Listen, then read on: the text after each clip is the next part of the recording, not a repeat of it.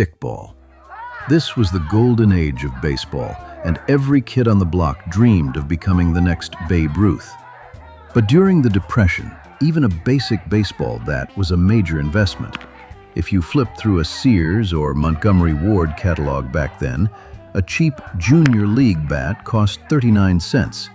A decent favorite bat went for 69 cents, while the professional American and National League models were 98 cents.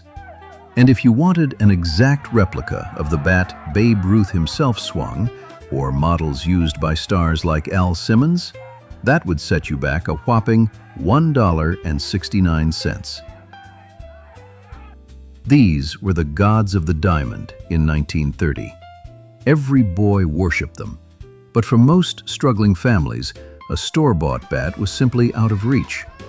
As we saw in the second episode of this series, when a loaf of bread cost just 7 cents, even 39 cents for a bat was real money. As my father likes to remind me, back then, you didn't just know your neighbors, you knew every kid within a 5 or 6 block radius. So the boys would often pool their pennies together to buy a single, real bat, usually the cheapest one on the shelf, and maybe a shared glove. And if that prized bat eventually cracked, nobody cried. They all knew exactly where to find a free replacement. Their mother's old broom or mop handle was always standing by, ready to step into the batter's box. That was the true spirit of Stickball. You didn't need money.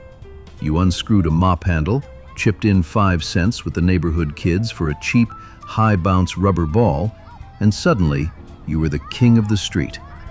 It didn't matter that you weren't holding a professional Louisville slugger.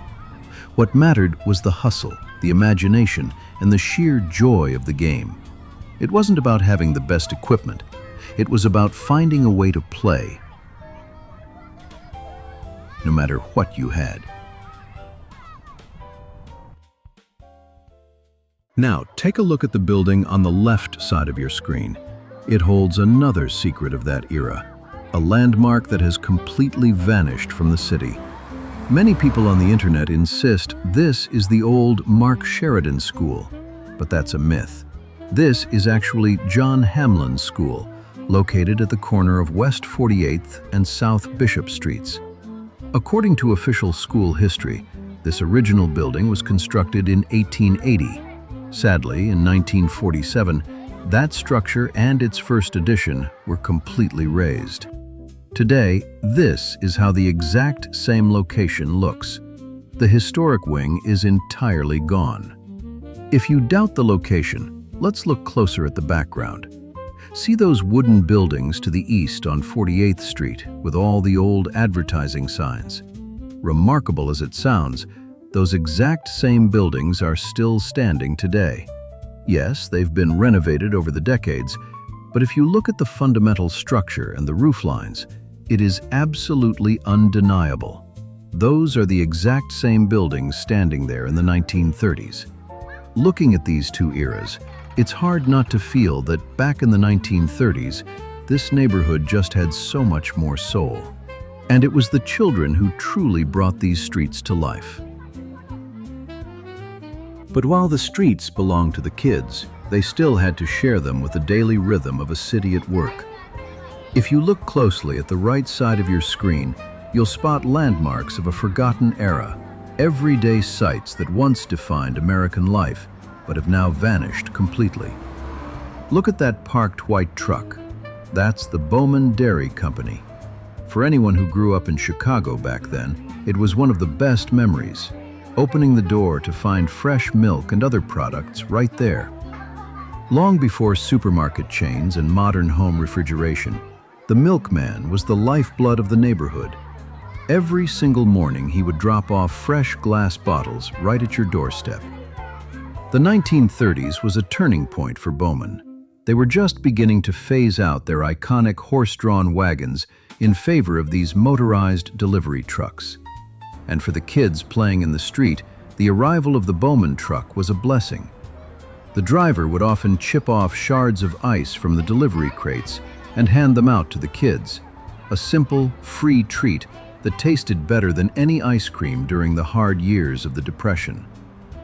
Right here is another unmistakable sign of the times: a Coca-Cola delivery truck, painted in a distinct mustard yellow. Modern viewers might be surprised to see a Coke truck that isn't red. But in the 1930s, Coca-Cola Yellow was a staple on American roads. It wasn't a bright lemon or neon shade.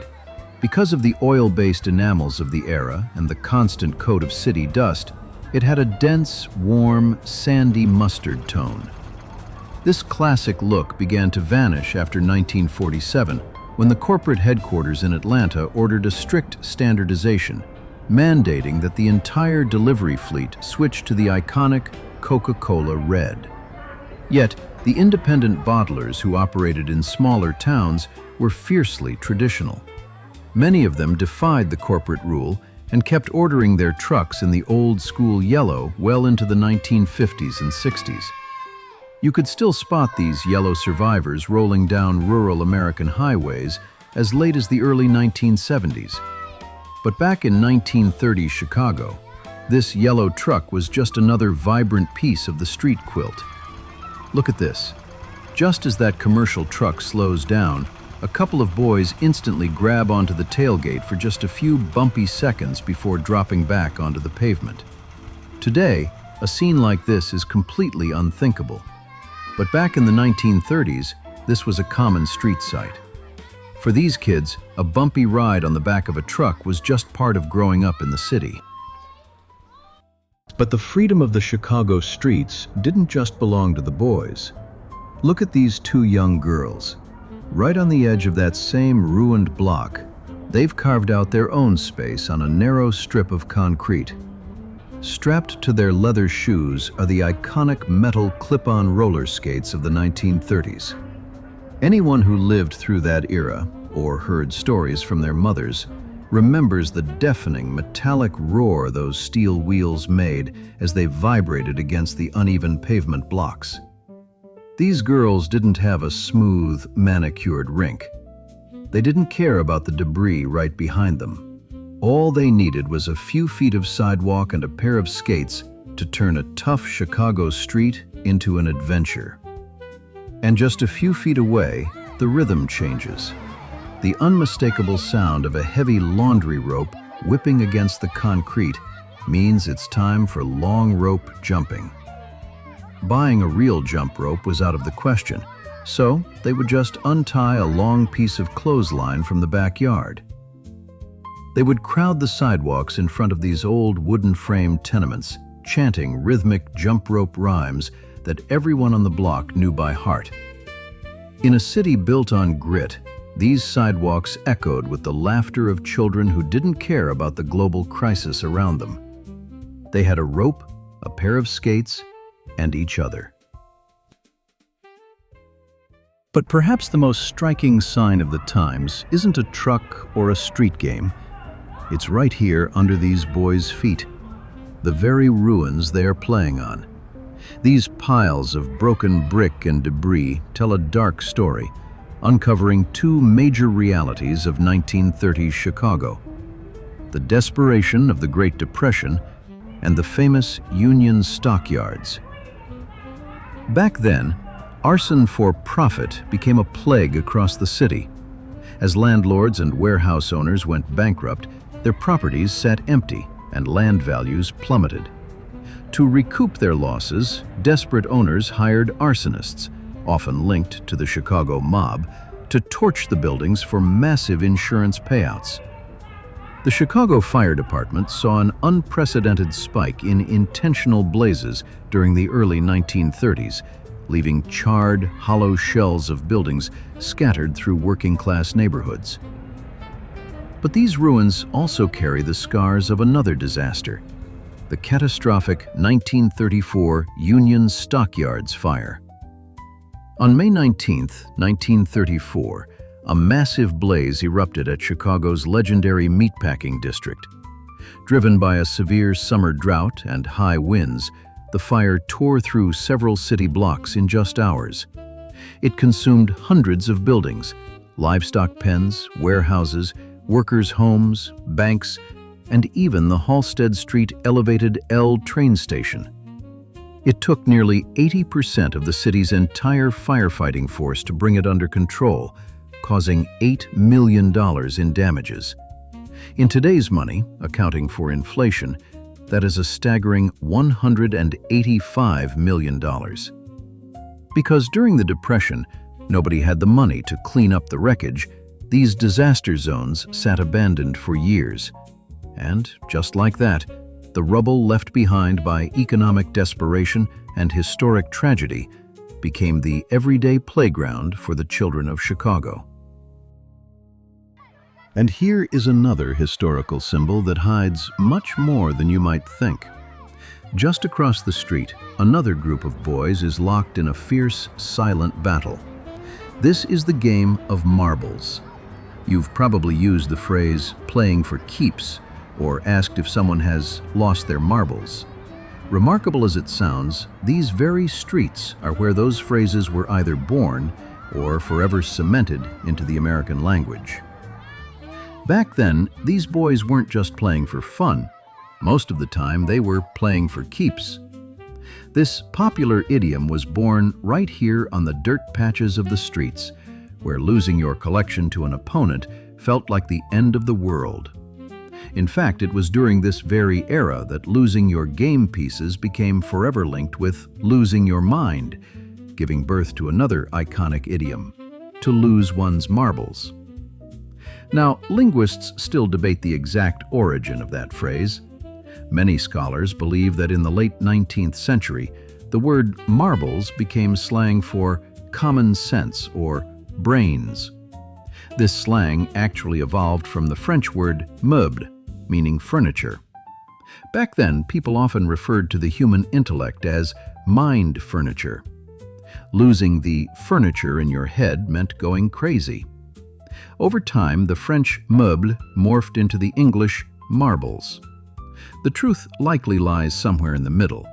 The slang existed, but the massive popularity of the game in the 1920s and 30s permanently locked the phrase into everyday speech. But for these boys, the linguistics didn't matter. The stakes were real. A boy's entire status on the block could rise or fall based on the pouch of clay and glass hanging from his belt. It was a game of sharp focus, steady hands, and the raw playground politics of growing up in Chicago. They didn't have much, but they had the streets. And back then, that was everything. Looking at this footage, you might ask yourself, what's so special about this scene? But if you look closer, these frames capture a slice of American life that has vanished completely. Tell me, can you even imagine a scene like this today? Back then, during those scorching Midwestern summers, a fire hydrant wasn't just city plumbing.